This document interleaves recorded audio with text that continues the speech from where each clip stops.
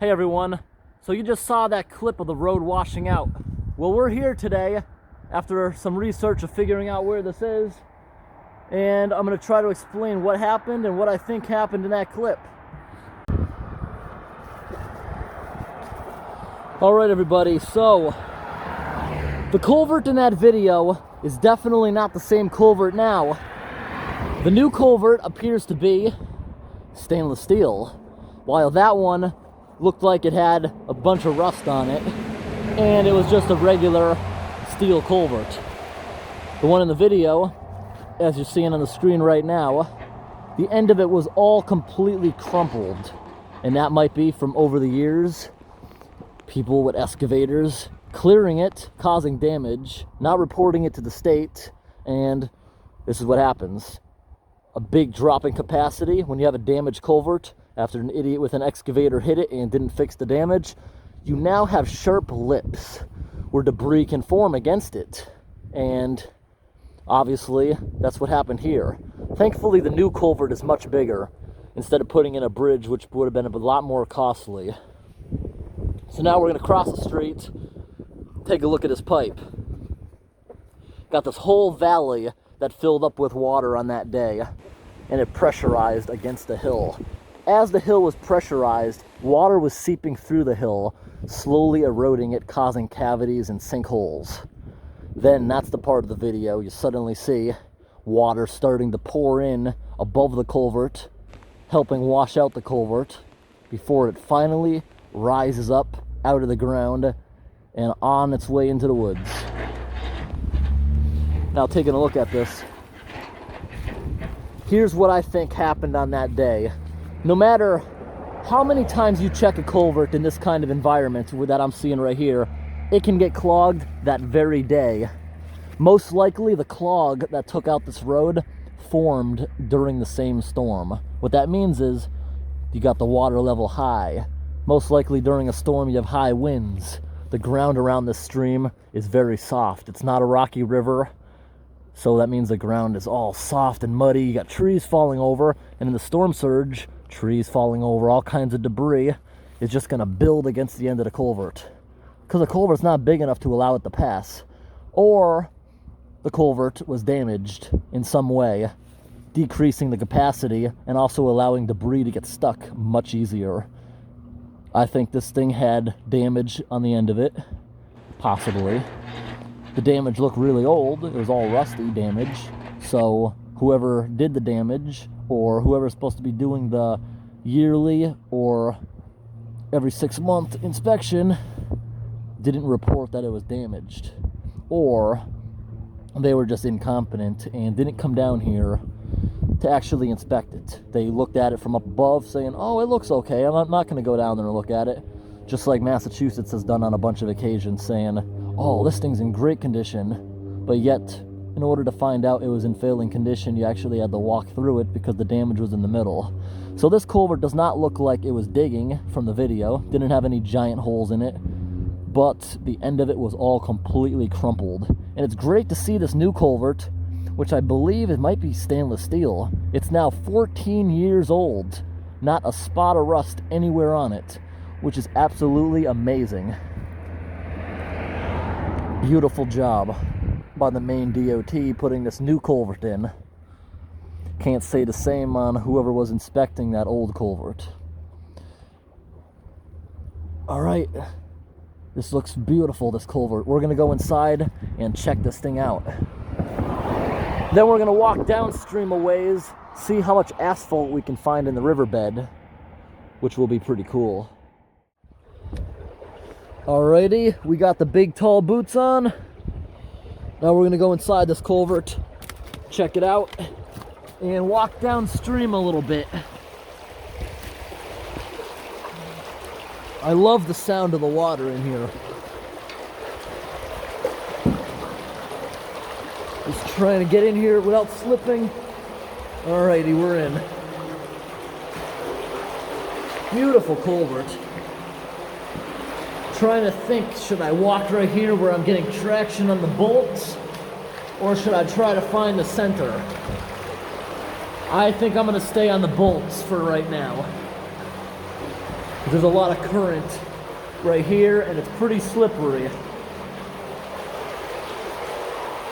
Right there, that's a barn swallow's nest. And I'm going to try to get through this without falling. I might go and start walking in the middle now that it's starting to slow down. Ooh, ooh, ooh, ooh, slipping. Whoa, whoa. Ah, this is so slippery, the bottom. Like, unbelievably slippery. And the corrugation on this culvert is so big that it's just hard. Gotta be extremely careful so you don't fall down in a culvert like this. Beautiful inside. Alright, the water's actually getting deeper right now at the end, which is helping me, believe it or not, because I have so much water working as resistance that it's actually harder to fall over. Oh, it's starting to get sunny now that we're exiting the culvert. Beautiful out today. It's about 37 degrees. Nice day. It's a beautiful culvert. Getting a little deep now. I do believe this culvert originally washed out from it being damaged, or there was a pile of debris stuck against it. I don't believe it was undersized by the looks of the video. By the looks of the video, as soon as the ground started opening up and this thing pushed out, there wasn't that much current. I think it easily could have fit through the culvert in that video, but something was blocking it. And you saw as soon as it started lifting out of the ground, that culvert was pretty mangled. Now, already on the other side, we're already finding pieces of the roadway 14 years later. And these things are really big and heavy. Cannot even pick them up. There's pieces of tar all over the ground, mixed in with the riverbed. Yeah, they're all up here on this raised area. See all the pieces? Because in that video, it wasn't just the size of a culvert. It ripped down the road for a good 50 feet.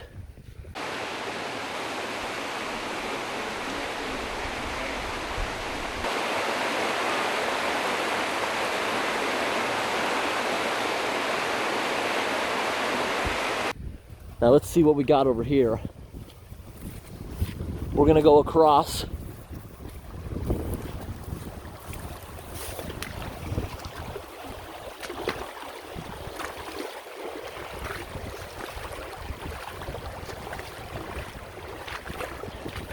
Yep, just as I expected from up above. All the pieces of asphalt all mixed in with the regular river rocks. And there's some pieces that have been in the water such a long time. See how it's all worn down nicely around the edges from turbulent water. And you see over here how all the ground is all pushed over, the grass is all slanted.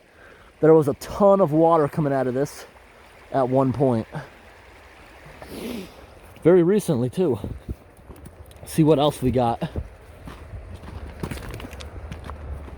Hoping to find a piece of the center divide line. This is interesting. The whole river takes a turn, a rapid 90-degree angle, instead of going forward. Why is that? And why is there a ladder here? Some kids using this as a big jumping hole. It does look pretty deep. Let's go for a little walk in the water. Not seeing any tar in the actual water right here. Most of it probably has completely fallen apart if it was in the water. But this is weird, right? The water's not going through here. It's going down here. 90-degree angle down here. And it appears it's coming right back. Yep, it's coming right back. It just made a little detour. Now you see this riverbed. You got so many trees going across it. It's not a rocky river. It's pretty muddy. That means when this thing floods, you got trees that are going to uproot, fall down very easily. especially if it's windy at the same time as the flooding. So you have a bunch of trees like this falling over, you got a ton of debris. A clog in floodwaters can literally form out of nowhere. No matter how good the maintenance is, a clog can form. Trees can fall over a few hours after it was inspected and just cause an instant jam with all the storm debris floating by. And that's what looks like happened here. Now this ladder right here probably is not even from here. It probably went through the culvert, and around the sharp corner, it just got stuck here. It floated from somewhere else, most likely, along with this other giant pile of debris the small stream has put here. So, a lot of people were saying, it's time to put a bridge in. Is it? Maybe. But it's been 14 years and it has not washed out again. So that's telling me, if you were putting a bridge in, you're basically just preparing for a 100 or 500 year storm, which is not going to happen too often. I think this is just fine the way it is. This culvert looks like it may be bigger than the original one that washed out, but still, it can definitely handle itself as long as a clog doesn't form. That's the only benefit you'd have here with a bridge. It's very difficult for a clog to form since it's such a wide opening, such a wide span. Very difficult for that to occur where it would completely block the flow like right here. So if anyone wants to see the original video at this place, that will be linked in the description. Thank you guys. Can't believe almost every comment on that guy's video mentions me. Some kind of comment like, post 10 could have prevented this. Probably not. Because if it's what I think happened, it's like this big dead thing right here falling over and getting stuck in there. It most likely got clogged during the same storm that took it out, meaning it would have been very dangerous to attempt without a big excavator or a crane that would be stationed on the road. And even during that time, it was digging inside the hill before it washed out, because that's what led to its failure. The hill was too porous, allowing water to pass through it, and that ultimately led to its failure because it started digging inside the hill. But it looks like the Maine DOT did an awesome job putting this thing back together. We're here today checking out this culvert after a few years of trying to figure out exactly where it was. I was able to figure out what town it was in, but up until a few days ago, not exactly what street. So one of my Patreon subscribers told me the location. I'm going to be respectful and not mention the location in this video. And a lot of people have been asking me to do an update about this for many years, and we just simply did not know the location of it. The guy who runs the channel that I'm taking these clips from, that channel, by the looks of it, has been dead for 7 or 9 years. That channel's not active anymore, but I will leave a link in the description to the original video. And that's also pretty cool. Every single comment on that video seems to mention me in some way.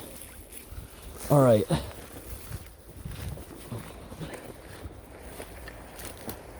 Got a bunch of asphalt still left over. Look at that. So thick, the roadway. I wonder how many coats of asphalt that is. Because you know what I have noticed over the years? The northern New England states, instead of milling and putting down a new layer, they seem to just put down their oil and they put another layer right over the top of it. One of my family members lives on a street, and their road, since they lived there the past 20 years, they said it's been paved 7 times over the top of the old stuff. And they usually put 2 layers every time it's paved. So that means that road has, by just judging by that, 16 layers. Which is mind-boggling, because every time they put another layer, they got to re-edge it, making the road higher and higher. I guess that's a good thing to have a higher road. It's less prone to flooding. But now you just got to, what, like a foot of asphalt? It's still going to cause a frost heave no matter what. And then you're just going to have a headache of digging through that. But also a benefit to all that thick asphalt is heavy vehicle traffic. It won't sink Ah, this is so cool. Look at the little chunks from this place. Here's another one. Actually gonna wash these off, and these are gonna go in my collection of places we've traveled to. This right here are pieces of asphalt, which I know Fish and Game does not want in their environment, so they're not gonna mind if I take a couple pieces. It's not like you're just stealing random rocks, which is actually against the law. Yeah, there's pieces everywhere. Some of them are so worn down, like the ocean, they're rounded around the edges, especially the ones closer to the water, because they've been experiencing over a decade of water. Alrighty, everybody. After a good 25 minutes or so, we can't find any pieces that still have the yellow line or white line. That's what I was trying to go for. Can't find any. I've been to a lot of abandoned roads and stuff where the yellow line is still visible even 50 years after it closed. But that's because it's just in the woods. And a lot of times it's being covered by leaves where you have to unearth it to find it. This stuff is just open to the elements, getting rumbled around by the river every storm. That's kind of expected that there wouldn't be any paint. And everybody, I hope this video was interesting. Thanks for watching.